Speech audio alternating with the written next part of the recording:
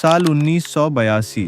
गुजरात का एक साधारण युवा चंदूभाई वीरानी, उम्र सिर्फ 25 साल, लेकिन कंधों पर टूटे हुए परिवार की पूरी जिम्मेदारी। 1972 के भीषण सूखे ने उनका सब कुछ छीन लिया था, यहाँ तक कि उनके पिता को पुश्तैनी जमीन बेचनी पड़ी। हालात कठिन थे, लेकिन चंदूभाई ने हार नहीं मानी। उन्होंने राजकोट में फर्टिलाइजर का बिजनेस शुरू किया, पर एक स्कैम में उनका सारा पैसा डूब गया। अब परिवार को संभालना था और इसी मजबूरी ने उनके जीवन की असली शुरुआत करवाई। उन्होंने एक साइकिल, कुछ कच्चे आलू और घर के छोटे से किचन में बने वेफर्स लेकर घर घर बेचना शुरू किया। न कोई ब्रांड, न कोई पहचान, सिर्फ मेहनत, भरोसा और उम्मीद। कुछ समय बाद उन्हें एस्ट्रॉन सिनेमा में 90 रुपये महीने की नौकरी मिली। यह नौकरी कोई ऑफिस जॉब नहीं थी, पोस्टर लगाना, सीट रिपेयर करना और छोटे छोटे काम करना, लेकिन उनकी निष्ठा ने मालिक का दिल जीत लिया और उन्हें 1000 रुपये महीने पर कैंटीन का कॉन्ट्रैक्ट मिल गया।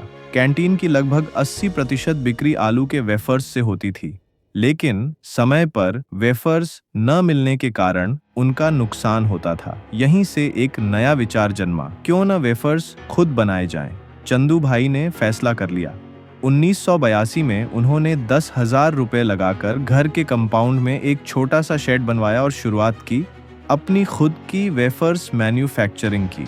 हनुमान मंदिर से प्रेरित होकर इसका नाम रखा बालाजी वेफर्स। शुरुआत से ही एक जरूरी फर्क किया, कम दाम में 25 से 30% ज्यादा चिप्स और साथ में खास गुजराती स्वाद। लोगों को यह इतना पसंद आया कि बालाजी वेफर्स धीरे धीरे हर घर का नाम बनता गया। शुरुआत आसान नहीं थी, क्वालिटी कंट्रोल से लेकर पैकेजिंग तक हर कदम पर चुनौतियां थीं। लेकिन चंदू भाई ने आलू की पहचान, कटिंग, फ्राइंग और हर प्रक्रिया को खुद सीखकर उन्हें परफेक्ट किया। इसके बाद उन्होंने 50 लाख रुपए का लोन लेकर अपना पहला सेमी ऑटोमेटिक प्लांट लगाया। मुसीबत यह आई कि प्लांट लगाने वाली कंपनी बीच में बंद हो गई, लेकिन चंदू भाई ने हिम्मत नहीं हारी। उन्होंने मशीनें खुद खोलकर, समझकर और जोड़कर प्लांट को चालू किया। वही प्लांट जिसने बालाजी वेफर्स को एक नई उड़ान दी। समय के साथ उन्होंने और बड़े हाईटेक प्लांट लगाए। 2002 में तो उन्होंने भारत की सबसे बड़ी पोटैटो चिप्स फैक्ट्री भी स्थापित कर दी।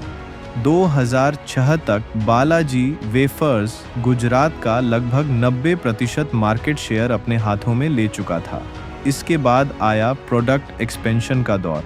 चाट चस्का, बनाना चिप्स, अलग अलग फ्लेवर्स वाले वेफर्स, नमकीन, सब कुछ भारतीय स्वाद के हिसाब से। उन्होंने लेस जैसी बड़ी कंपनियों की कमजोरी पहचानी, कम चिप्स और ज्यादा हवा। बालाजी ने इसके उलट अपनी मार्केटिंग लाइन दी, हवा कम, वेफर ज्यादा, फ्लेवर्स वाह वाह, और यह लाइन लोगों के दिल तक उतर गई। आलू के दामों के उतार चढ़ाव से बचने के लिए उन्होंने 25,000 टन का विशाल कोल्ड स्टोरेज बनाया, जिससे साल भर एकसमान क्वालिटी और प्राइस बनाए रखना संभव हुआ। लेकिन बालाजी वेफर्स की सबसे खास बात सिर्फ उनकी मशीनें नहीं, बल्कि उनका मानवीय मूल्य है। उन्होंने कभी भी कर्मचारियों को टारगेट नहीं दिए, बल्कि उन्हें परिवार की तरह साथ रखा। इसी वजह से आज भी हजारों कर्मचारी बालाजी को सिर्फ नौकरी नहीं, अपना घर मानते हैं। 2023 में पेप्सिको ने बालाजी वेफर्स को खरीदने के लिए 4,000 करोड़ रुपए का ऑफर दिया, लेकिन चंदू भाई ने इसे ठुकरा दिया। कारण था, वे बालाजी को एक स्वतंत्र भारतीय ब्रांड के रूप में आगे बढ़ाना चाहते थे। इतना ही नहीं, जब हल्दीराम की फैक्ट्री में आग लगी थी,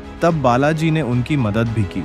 आज बालाजी वेफर्स लाखों दुकानों में मिलता है, 25 से अधिक देशों में एक्सपोर्ट होता है और लगभग 5,000 करोड़ रुपए का साम्राज्य बन चुका है। एक साइकिल से शुरू हुआ सफर आज हिंदुस्तान के स्वाद की पहचान बन चुका है।